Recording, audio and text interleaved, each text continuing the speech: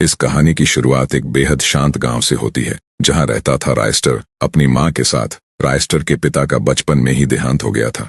रायस्टर का परिवार बहुत गरीब था। रायस्टर और उसकी मां ने बहुत मेहनत करके एक जमीन खरीदी थी, जहां मां बेटे मिलकर खेती किया करते थे।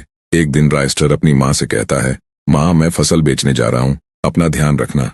ये कहकर रायस्टर चला जाता है, पर रायस्टर को क्या पता ये अपनी मां के साथ उसकी आखिरी मुलाकात होगी, क्योंकि इस परिवार में एक ऐसे तूफान की छाया पड़ने वाली थी जो गरीबों की जमीन हथिया लिया करता था, और जो भी उसको जमीन देने से इनकार करता वह उसकी जमीन के साथ उसकी जिंदगी भी ले लेता। इस तूफान का नाम था डॉन सकुरा। सकुरा की नजर रायस्टर की जमीन पर पड़ चुकी थी। रायस्टर के जाने के बाद वहां आता है सकुरा। सकुरा ने रायस्टर की मां से कहा, ए बुढ़िया, ये जमीन मुझे दे दे, अगर जान प्यारी है तो। रायस्टर की मां ने जमीन देने से मना कर दिया। ये सुनकर सकुरा को गुस्सा आ गया। फिर सकुरा ने रायस्टर की मां को मार दिया। रायस्टर बहुत खुश था, क्योंकि फसल से कमाई अच्छी हुई थी, पर यह खुशी ज्यादा देर नहीं टिकी।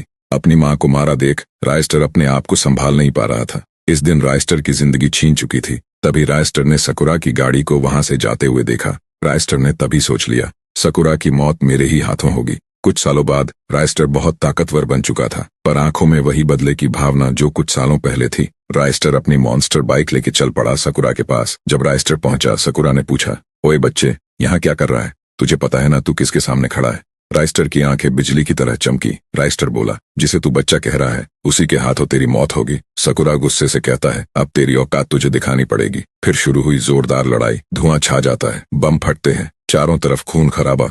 जब धुआं हटता है, रायस्टर एक राजा की तरह खड़ा था और सकुरा जमीन छू रहा था। सकुरा ने पूछा, आखिर तू है कौन? रायस्टर बोला, कुछ सालों पहले तूने एक निर्दोष मां को मारा था, मैं उसी का बेटा हूँ। रायस्टर